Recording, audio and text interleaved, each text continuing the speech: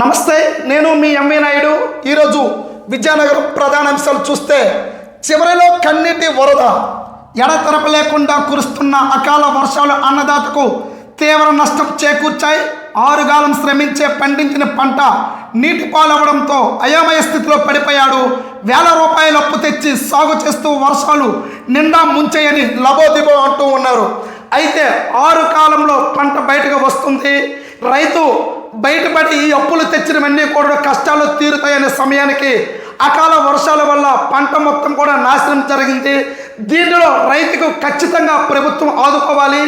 రైతు ఎంతవరకు అయితే మాత్రం నష్టపోయాడో అది పూర్తి స్థాయిలో అది ప్రభుత్వాన్ని ఒక బాధ్యతగా తీసుకోవాలి. ఇక్కడ గజపతి నగరంలో మొలకలు వచ్చిన ధాన్యాన్ని పరిశీలిస్తున్న వ్యవసాయ శాస్త్రవేత్తలు చూస్తూ ఉన్నారు. వర్షాలకు దెబ్బతిన్న పంట నష్టాల వివరాలను క్షేత్రస్థాయిలో పరిశీలించి నమోదు చేస్తూ ఉన్నాం. పూర్తి వివరాలను ప్రభుత్వానికి నివేదిస్తాం. వర్షాలు తగ్గగానే ముంపుడికి గురైన పంటలు కాపాడుకోవడానికి ఆచరించాల్సిన పద్ధతులపై రైతులకు అవగాహన కల్పిస్తున్నామని ఇక్కడ వీటి రామారావు జిల్లా వ్యవసాయ శాఖ అధికారి అక్కడ చెప్తూ ఉన్నారు. వర్షాలు తగ్గిన తర్వాత పంటలు ఏ విధంగా కాపాడుకోవాలనేది ఇప్పుడు ప్రశ్నార్థం కాదు. రైతు ఎంతవరకు నష్టపోయాడు, దానికి కావలసిన నష్టపరిహారం ప్రభుత్వం అధికారుల నుండి ఇక్కడ అన్నదాతలకు ఏ విధంగా ఇవ్వాలి అనేది అది ఫస్ట్ సూచించవలసిన అవసరం ఉంది. అంతేకాని ఇప్పుడు కావలసింది పంటలు ఏ విధంగా కాపాడుకోవాలని వరదలు తగ్గాక మనం చూసిస్తాము అనేది బాధ్యత రహితంగా మాట్లాడడం అది సమంజసం కాదు. అయితే ఇక్కడ మనం చూస్తూ ఉన్నాం, ఇక్కడ అన్నదాత ఇప్పటికే పంటలు పండించాలి అంటే మాత్రము చాలా కష్టంగా ఉంది. అయినా సరే వాళ్ళకి వేరే వృత్తి తెలియదు కాబట్టి, పంటే వాళ్ళకి ఆధారం కాబట్టి, రైతు సాగు చేయడమే తెలుసు కాబట్టి, రైతు ఎప్పుడు కూడా కావలసిన మద్దతు ధర కూడా కోల్పోతుంది కాబట్టి ఖచ్చితంగా ఇది ప్రభుత్వం వాళ్ళకి ఒక సబ్సిడీలు కూడా ఇవ్వకుండా, ఇలాంటి నష్టపరిహారాలు కూడా ఇవ్వకుండా అప్పుల్లో పాలై ఎప్పటికే చెడిపోతూ ఉన్నారు. ఇలాంటివన్నీ అరికట్టవలసిన బాధ్యత కూడా ప్రభుత్వానిదే. ఇక్కడ మనం చూస్తూనే ఉన్నాం, పూర్తి క్షేత్ర స్థాయిలో మొత్తం కూడా నేలమట్టమయ్యింది.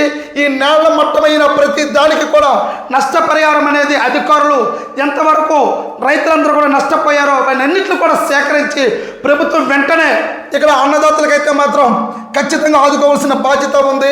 అలాగే మరొక కథనం చూస్తే, జనవరిలో గృహప్రవేశాలు పండుగ అన్నట్టు మనం చూస్తూ ఉన్నాం.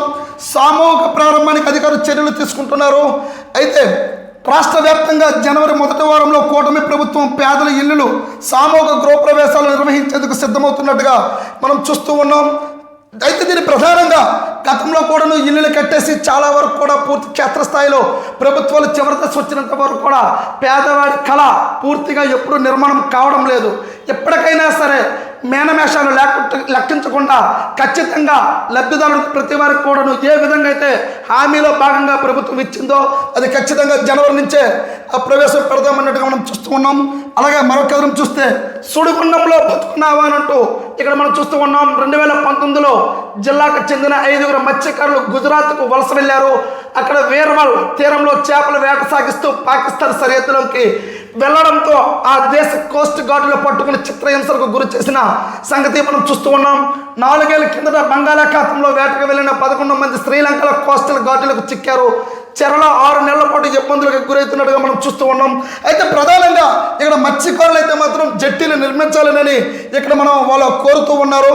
అయితే జిల్లాలోని తీర ప్రాంతంలో వందలాది గ్రామాలు మత్స్యకారులు చేపలకు వేటే జీవనాధారంగా సాగుతూ ఉంది. వీరు సముద్రంలో అలలు ఉధృతులను తట్టుకోవాలన్నా, తుఫాను వంటి విపత్తుల సమయంలో పడవలను సురక్షితంగా ఒడ్డుకు చేర్చాలన్నా, చేపల ఉత్పత్తులు తీరానికి చేర్చాలన్నా ఫిష్ ల్యాండింగ్ సెంటర్ నిర్మాణం అవసరమని ఇక్కడ చెప్తూ ఉన్నారు. అయితే దీని ప్రధానంగా ఇది పరిస్థితి. సుడిగుండంలోనే బతుకునావా అనేది ఇక్కడ సాగిస్తూ ఉన్నారు మత్స్యకారులు. ఈ వేటపైనే 6,000 కుటుంబాలు అయితే మాత్రము పూర్తి స్థాయిలో ఇక్కడ బ్రతుకునావా అనేది ఇక్కడ జరుగుతూ ఉంది. వీళ్ళకి కావాల్సింది ఫిష్ ల్యాండింగ్ సెంటర్ అనేది అవసరం. ఎందుకనంటే ఇక్కడ మత్స్యకారులు అనేవారు సముద్రంలోకి వెళ్ళిన తర్వాత అక్కడ ఒక్కొక్కసారి సరిహద్దులు దాటుకు వెళ్ళిపోతున్నప్పుడు అక్కడ బందీలకు కూడా అయిపోతున్న కథనాలు మనం చూస్తూనే ఉన్నాం. మేము వేటకు వెళ్ళి మా బ్రతుకు తెరువు కావాలి అనుకుంటే అవి తెచ్చిన చేపలను కూడాను ఒక సెంటర్ మాకు ఏర్పాటు చేయాలి, లేకపోతే మేము ఉపాధి అవకాశాలు కోల్పోతున్నామని ప్రభుత్వానికి అయితే మాత్రం చెప్తున్నట్టుగా మనం చూస్తూనే ఉన్నాం. అలాగే నేరాల నియంత్రణకు నిరంతరము నిఘా అంటూ మాట్లాడుతూ ఉన్నారు వకీల్ ఎస్పీ వకీల్ జిందాల్. అలాగే నేరాల నియంత్రణ కోసం పగలు రాత్రి లేకుండా నిఘా కొనసాగించాల్సిందేనని అనుచిత వ్యాఖ్యలు కదలికలపై ఎప్పటికప్పుడు క్షేత్రస్థాయి నుంచి సమాచారం సేకరిస్తున్నామని ఇక్కడ చెప్తూ ఉన్నారు.